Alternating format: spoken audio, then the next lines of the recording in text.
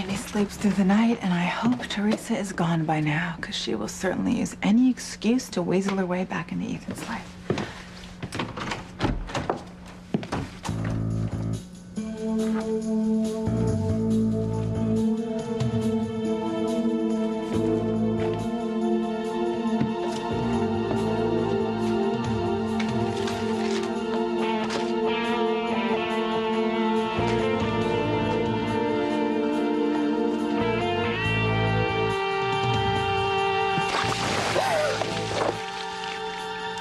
What? Get out of my bed, you slut. Gwen, What the hell do you think you're doing? Me?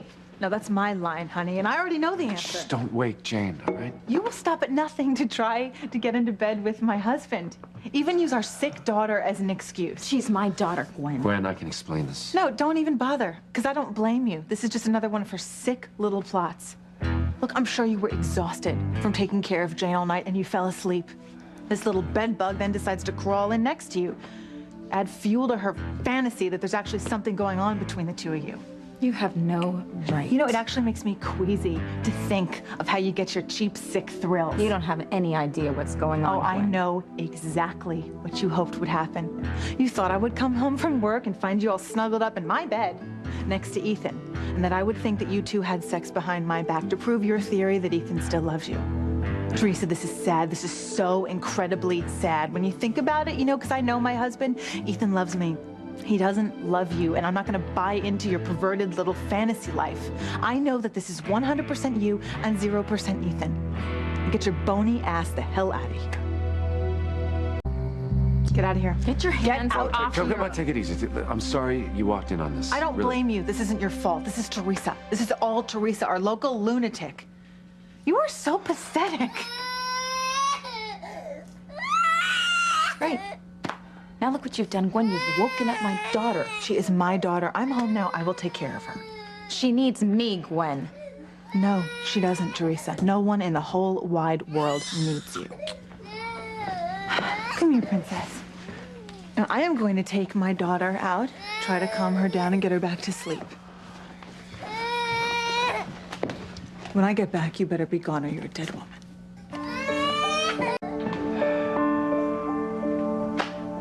I'm sorry. I guess she's upset, and I guess she has good reason to be. Well, I really don't give a damn what Gwen thinks about me, Ethan. Because I know the truth. I know that you love me, and I know you want to be with me. Teresa, please, come on. You fell asleep with your head on my shoulders. You had your arms wrapped around me.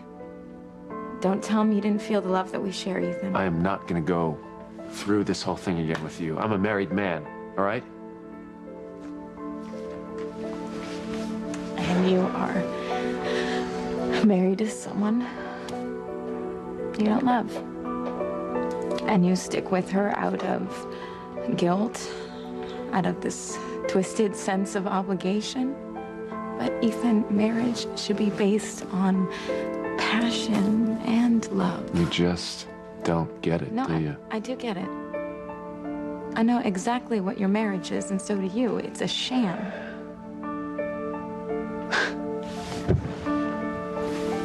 Wow.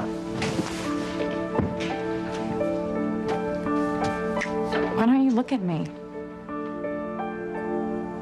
I mean, can you look me in the eye and deny what I say is true? That your marriage to Gwen is a fraud?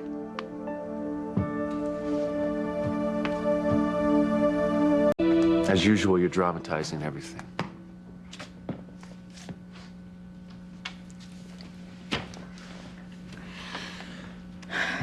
Why don't you look at me and tell me that you'd rather stay married to Gwen than be with me? We've been through this, Teresa.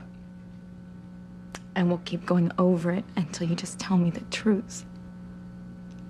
Your marriage to Gwen is a hoax. Marriage is a sacred bond. What kind of sacred bond is based on lies, Ethan? Why don't you tell me that your marriage to Gwen isn't a lie? Tell me that.